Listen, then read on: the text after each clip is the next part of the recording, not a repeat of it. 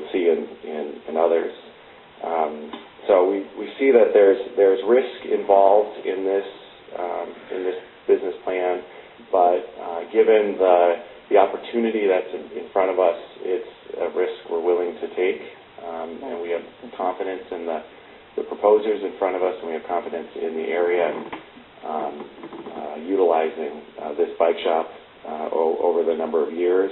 We just will be, it'll be on our, we'll be accountable for making sure that they're hitting quarterly projections of incomes and really making those marketing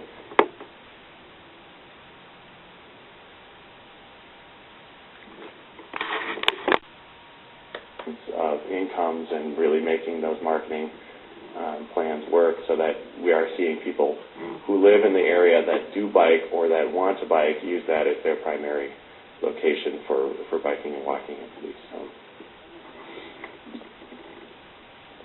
Oh, and one other thing is the Cultural Wellness Center has a operator that's been identified that has about 18 years of experience working in similar neighborhood bicycle centers. It currently works at a Now Fitness in St. Paul off of Ashland and Snelling, which we kind of compared the area. It's similar, it's probably a little bit stronger of a retailing area than this one, but it has some similar characteristics.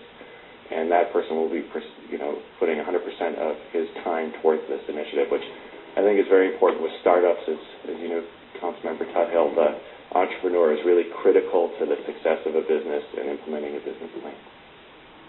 And I noticed that a name hasn't been mentioned. Is that because things are not firmed up yet? Of the general operator that it would be.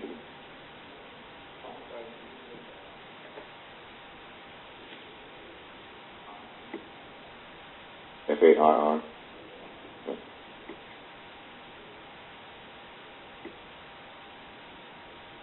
Okay.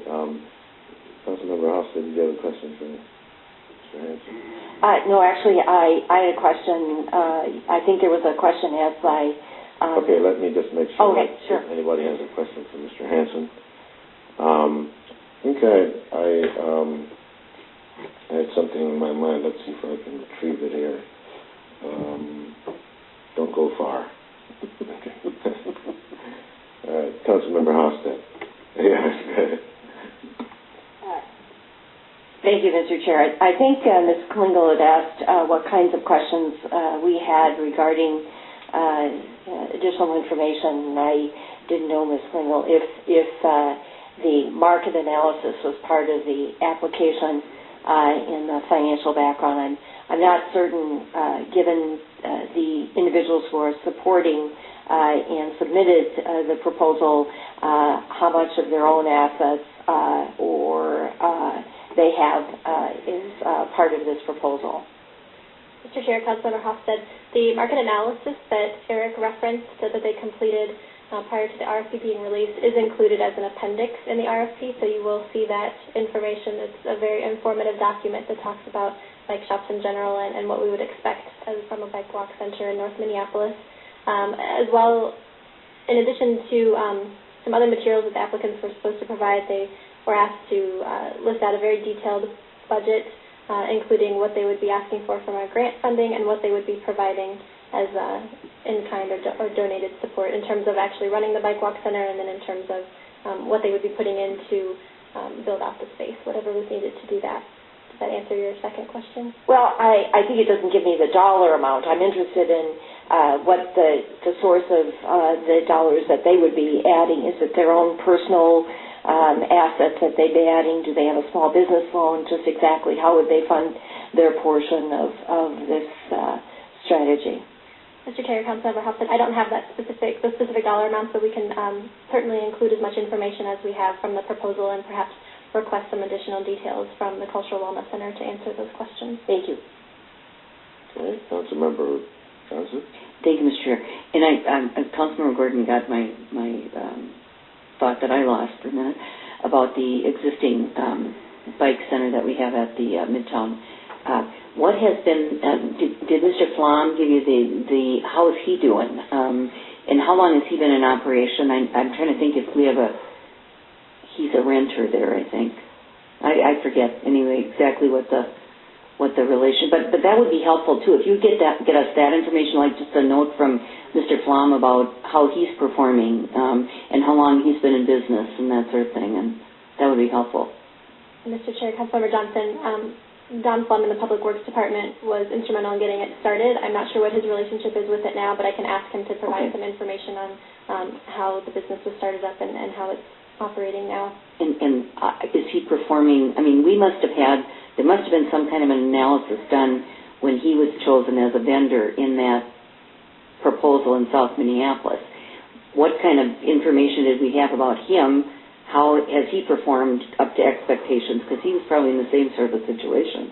A little bit, I mean, it's obviously a more trafficked area than Lake Street is, more than, and bike traffic as well. But it would be interesting to know.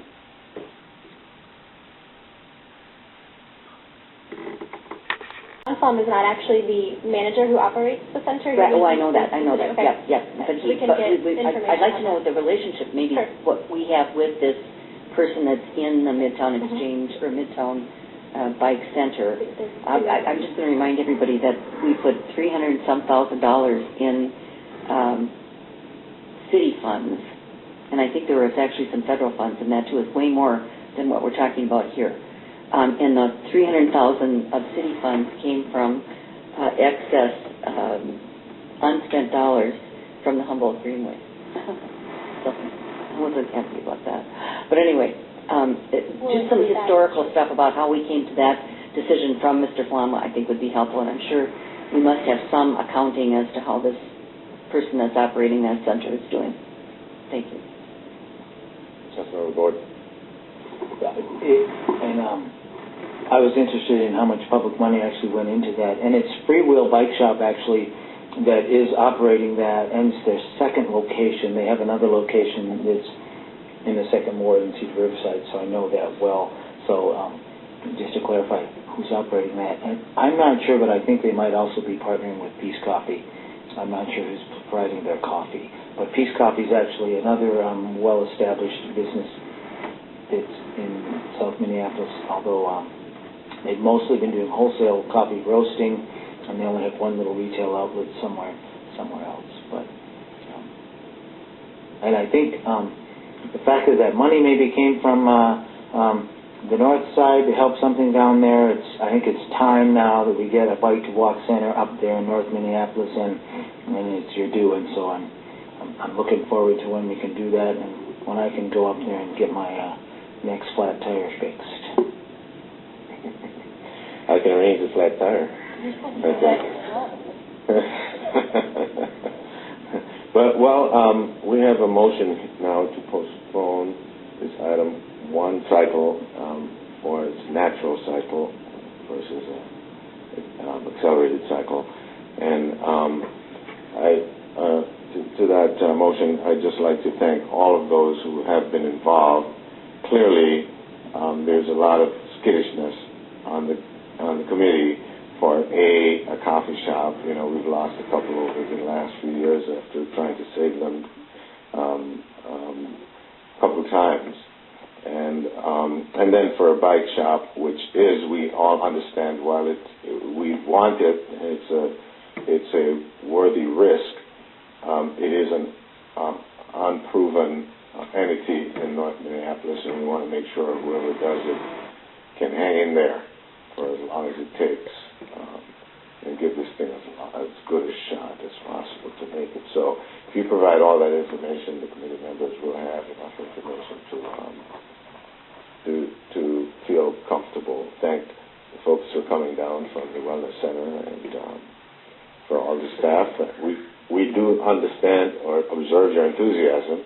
We're looking forward to be able to share that over the next few weeks. So, to the motion then, Councilmember Johnson. And Mr. Chair, I just want to say that Ms. Klinger does a great job. She's unflappable. Yeah. Thank you. Yes, and she whispered that to me before she told you, so it was genuine. So all those in favor say aye. Aye. Opposed? No. That motion carries.